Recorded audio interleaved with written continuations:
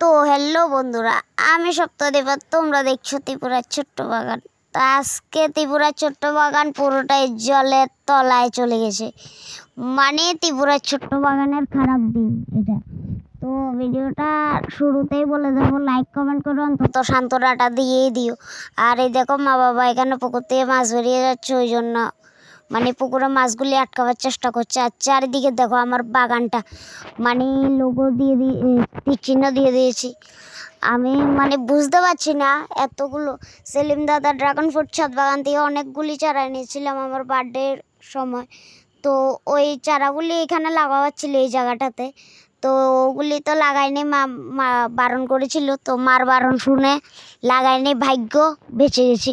কেননা এটার কারণ হচ্ছে এই জায়গাটাতে লাগাবার ছিল, তো এখন ডুবে গেছে। তো সেলিম দাদার চারাগুলি যদি লাগাতাম, ওগুলি পুরো জলের তলায় চলে যেত, তো আমারও নষ্ট হতো। আর কি বলবো, তো ভিডিওটা মানে দেখাবার একটাই, আমাদের বাড়ি পর্যন্ত কি জল উঠেছে, কি বৃষ্টি হয়েছে। এটা 3 তারিখে ভিডিওটা করেছি, তো 2 তারিখ মোটামুটি সন্ধ্যার দিকে জল উঠেছিল। তো এখন 3 তারিখ সকাল 8টা বাজে।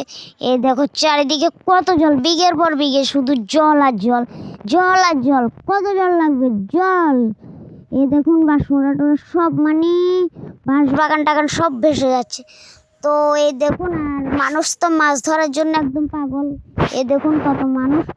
এখন শুধু আমাদের বাড়িটাই জলের উপরে আছে, আর সব বাড়ি জলের তলায়। আর ওই বাড়িটা, এই বাড়িটা তো দেখুন বিঘের পর বিঘে শুধু জলে। ভিডিওটা কেমন লাগলো অবশ্যই লাইক কমেন্ট শেয়ার করবেন। আর এই দেখুন আমার ড্রাগন গাছগুলি সব ভেসে, মানে সব জলের তলায় চলে গেছে। তো ভিডিওটার জন্য অবশ্যই দুঃখিত হলো, একটা লাইক কমেন্ট শেয়ার অবশ্যই করবেন। আর আপনারা সাবস্ক্রাইব কেন করেন না, ফলো কেন করেন না? আমি ছোট দেখে, ছোট ইউটিউবার দেখে, বা ছোট ত্রিপুরার ছোট্ট বাগানি দেখে, আপনারা প্লিজ এই ভিডিওতে অবশ্যই লাইক, ফলো ফলো ফলো।